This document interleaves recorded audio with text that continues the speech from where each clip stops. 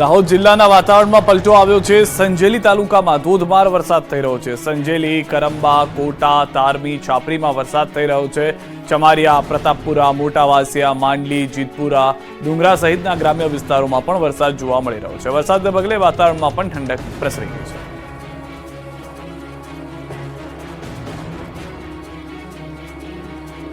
બોટાદમાં પૂરપાટ car JCB સાથે ટકરાતા થયા 2 ઘટકા।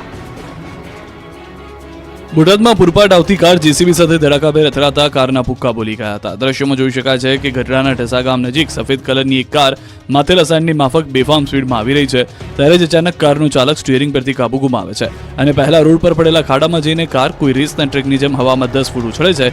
બાદમાં જોતજોતામાં કાર રોડની સાઈડમાં ઉભેલી જેસીબી સાથે ધડાકાભેર ટકરાય છે। કાર એટલી સ્પીડમાં હતી કે કારનો કચ્ચરઘાણ નીકળી ગયો, કારના બોનેટના કટકા થઈ ગયા। કોંગ્રેસની ન્યાય યાત્રાનો ફિયાસ્કો। મોરબીમાં સ્થાનિક નેતાની બદલે અન્ય શહેરના નેતાઓનો જમાવડો।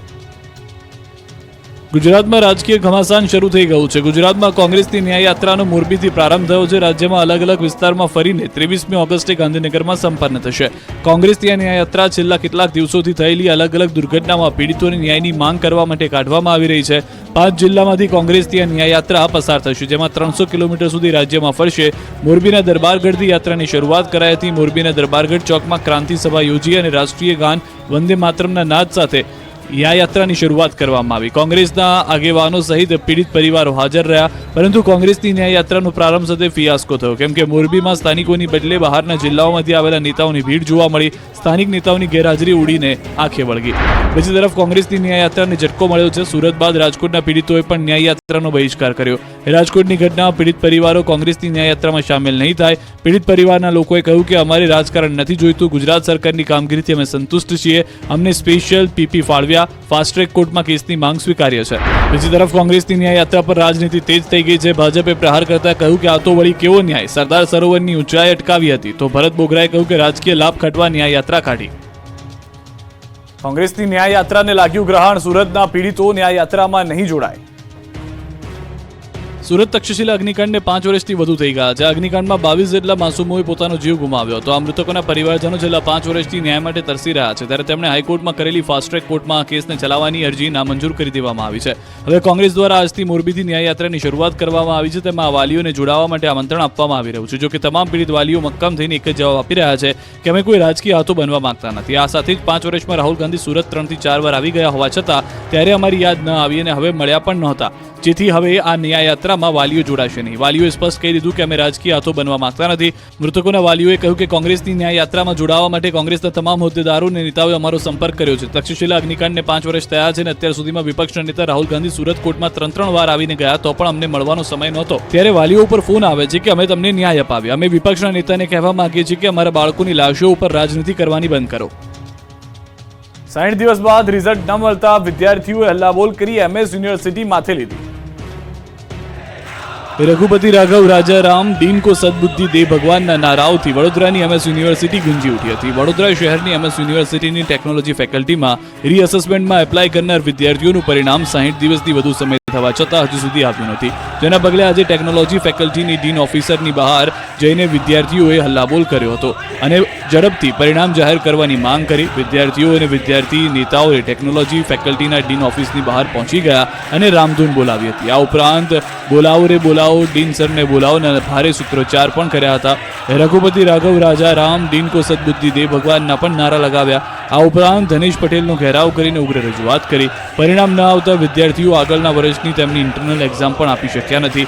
આ ઉપરાંત આ વિદ્યાર્થીઓને હોસ્ટેલમાં એડમિશન પણ મળ્યું નથી, જેથી આ વિદ્યાર્થીઓએ તેમના રિઝલ્ટ તાત્કાલિક જાહેર કરવામાં આવે તેવી માંગ કરી છે। ઝડપથી પરિણામ આપી દેવામાં આવે, નહીં તો ઉગ્ર આંદોલનની ચીમકી ઉચ્ચારી। NSUI અને વાલીઓનો અમદાવાદ DEO સામે ઉગ્ર વિરોધ। અમદાવાદ શહેરના પ્રાઇમ લોકેશન પર આવેલી માઉન્ટ કાર્મલ સ્કૂલમાં છેલ્લા ઘણા સમયથી વિવાદ ચાલી રહ્યો છે, જેમાં સ્કૂલનું સ્ટ્રક્ચર નબળું હોવાથી વિદ્યાર્થીઓને બેસવા યોગ્ય નથી।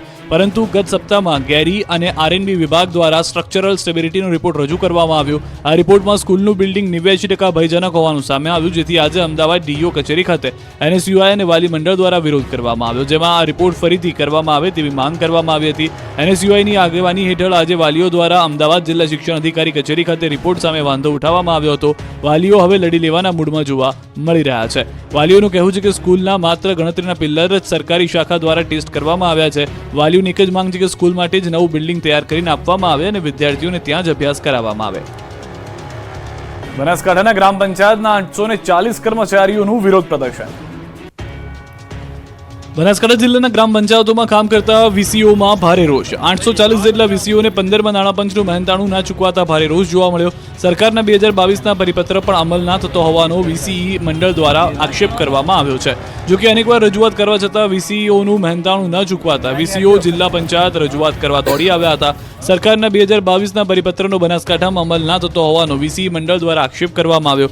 બનાસકાંઠા ગ્રામ પંચાયતમાં અરજદારોના દાખલા ઉતારા કાઢવાની કામગીરી કરતા 872માંથી 840 વીસીઓ કાર્યરત છે. ત્યારે કમ્પ્યુટર સાહસિકોને સરકાર દ્વારા પગારના બદલે માત્ર કમિશનના ચૂકવણા થયા છે. દર મહિને 2000 મહેનતાણું ચૂકવવામાં આવે તે માટે સરકાર દ્વારા પરિપત્ર કરવામાં આવ્યો છે. જે બાબતે ડીડીઓને લેખિતમાં રજૂઆત કરી હતી અને મહેનતાણું ચૂકવવાની માંગ કરી હતી. જોકે વગર પગારે કામ કરતા વીસીએને મહેનતાણું ન ચૂકવાતા હવે તેમના ઘરનું ગુજરાન ચલાવવું મુશ્કેલ બનતા તેમનામાં રોષ ફેલાયો છે. આદિવાસી યુવકના મોતના વિરોધમાં કેવડિયા ગરુડેશ્વર બંધ રહ્યું. આદિવાસી યુવકોના મોતને લઈને નર્મદાનું કેવડિયા અને ગરુડેશ્વર બંધ રહ્યું. નર્મદામાં 2 દિવસ અગાઉ 2 આદિવાસી યુવકના મોતના વિરોધના પડઘા પડ્યા છે. કેવડિયા ગરુડેશ્વર વિસ્તારમાં બંધનું એલાન આપવામાં આવ્યું હતું, જેને લઈ શ્રદ્ધાંજલિના ભાગરૂપે આજરોજ આદિવાસી સમાજે ઉજવણીને મોકૂફ રાખી હતી અને સ્વેચ્છાએ બંધ પાડ્યો હતો. સાથે જ અહીંના સ્થાનિકો દ્વારા મૃત્યુ પામેલ યુવાનોને ન્યાય મળે અને સ્થાનિકોને રોજગારી આપવામાં આવે તેવી તંત્ર સમક્ષ માંગ કરી. ગામ બંધ રહેતા બજારો સુમસામ ભાસી હતી.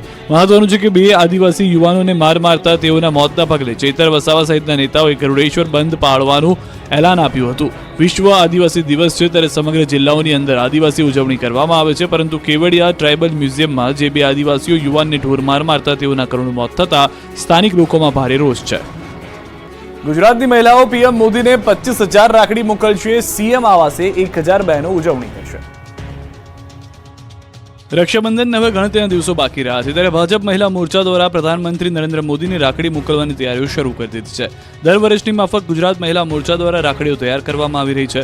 25,000 જેટલી રાખડીઓ દિલ્હી મોકલવામાં આવશે. આ રાખડીઓ સાથે પ્રધાનમંત્રી નરેન્દ્ર મોદીને પત્ર પણ મોકલવામાં આવશે. ગુજરાત મહિલા મોરચા દ્વારા વડાપ્રધાન મોદીને મોકલવા માટે રાખડીઓ તૈયાર કરવામાં આવી રહી છે. પીએમ મોદીને 25,000 જેટલી રાખડીઓ મોકલવામાં આવશે. આ રાખડીઓ સાથે પત્ર પણ લખવામાં આવશે, જેમાં પીએમ મોદીએ મહિલાઓ માટે કરેલા કામોને ઉલ્લેખ કરવામાં આવશે. રાજ્યના મુખ્યમંત્રી ભૂપેન્દ્ર પટેલના નિવાસસ્થાને 1,000 જેટલી બહેનો રક્ષાબંધનની ઉજવણી કરશે. ભાવનગરના રૂવાપરી રોડ પર નીકળવું એટલે માથાનો દુખાવો. જોઈ લો આ રોડની દુર્દશા. ચારે બાજુ કાદવ કિચડનું સામ્રાજ્ય. જ્યાં જુઓ ત્યાં ખાડાઓની રંગોળી, ઉબડખાબડ રોડ, કાદવમાં છુપાયેલો રોડ અને ડાન્સિંગ રોડ પર નીકળતા વાહનો. આ દ્રશ્યો છે ભાવનગરના રૂવાપરી રોડના. અહીં વરસાદ બાદના રોડ પર એટલા ખરાબ થઈ ગયા છે કે જાણે તમે વાહન લઈને નીકળો તો વાહન પર તમે ડિસ્કો કરતા હો તેવું લાગે. મહાનગરપાલિકાના રોડ વિભાગની ભારે બેદરકારીઓનો ઉદાસીનતાને લઈને શહેરના આ રોડ પર ખાડાઓ અને કાદવનું રાજ છવાયું છે. ખાડા એટલા પડ્યા છે કે સારા રોડ શોધવા બિલોરી કાચ લઈને નીકળવું પડે. રોડની હાલત અતિશય દયનીય છે. આ રોડ ઉપર ખૂબ જ મોટા પ્રમાણમાં વાહનો પસાર થાય છે. આ વિસ્તારમાં 200 જેટલી નાની મોટી ઇન્ડસ્ટ્રીઝ આવેલી છે, ત્યારે મસમોટા ખાડાઓ અહીંથી નીકળતા લોકોના હાડકાં ખોખલા કરી રહ્યા છે. તો વાહનોની પણ હાલત પણ ખરાબ થઈ રહી છે. ઉપરથી રોડ પર કિચડ છવાતા 2 વ્હીલર ચાલકોને સ્લીપ થવાનો ભય સતાવી રહ્યો છે. દિવસમાં રોજે 1 થી 2 અકસ્માતો થાય છે. આ રોડ પરથી ચાલીને પસાર થવું શક્ય જ નથી. આમ છતાં મહાનગરપાલિકાના શાસકો અને અધિકારીઓને આ વિસ્તારના પ્રજાજનોની સમસ્યા નથી દેખાતી. ઇન્ડસ્ટ્રીઝના માલિકો દ્વારા રજૂઆત કરવામાં આવી હોવા છતાં આજ સુધી આ આરસીસી પાકો રોડ નથી બનાવવામાં આવ્યો, જ્યારે મેયર સાહેબ માત્ર રોડ બનાવવાના ખોખલા વાયદાઓ કરે છે. ભાવનગરની હોસ્પિટલ બની શ્વાનનો અડ્ડો. ચારે બાજુ ગંદકીનું સામ્રાજ્ય. હોસ્પિટલ જ બીમાર છે.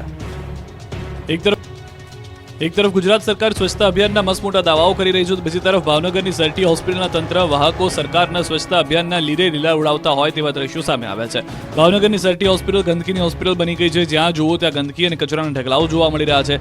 છેલ્લા 1 વર્ષથી સરટી હોસ્પિટલના ઈએનટી વિભાગથી લઈ સરટી હોસ્પિટલની મોટાભાગની જગ્યાઓમાં સ્વચ્છતાનો અભાવ જોવા મળી રહ્યો છે. હોસ્પિટલમાં બિલ્ડિંગના બહારના ભાગમાં ઝાડ ઉગી નીકળ્યા છે, તો દર્દીની સાથે આવેલ વ્યક્તિઓએ બેસવા અને જમવા માટેની જગ્યાએ શ્વાને અડ્ડો બનાવ્યો છે. હોસ્પિટલમાં સારવાર અર્થે આવતા દર્દીઓને માટે વ્હીલચેર, ખાટલા, સ્ટ્રેચર, દાટલા સહિતના અન્ય વસ્તુઓનો ભંગાર હાલતમાં જોવા મળી રહી છે. સરકારી હોસ્પિટલ બીમાર હોવાથી દર્દીઓ સાજા થવાને બદલે વધારે માંદગીમાં સપડાઈ રહ્યા છે. તંત્રએ પણ સ્વીકાર્યું કે હોસ્પિટલમાં સફાઈ નથી થઈ. આ પ્રશ્ને સામાજિક કાર્યકરો દ્વારા વારંવાર રજૂઆત કરવા છતાં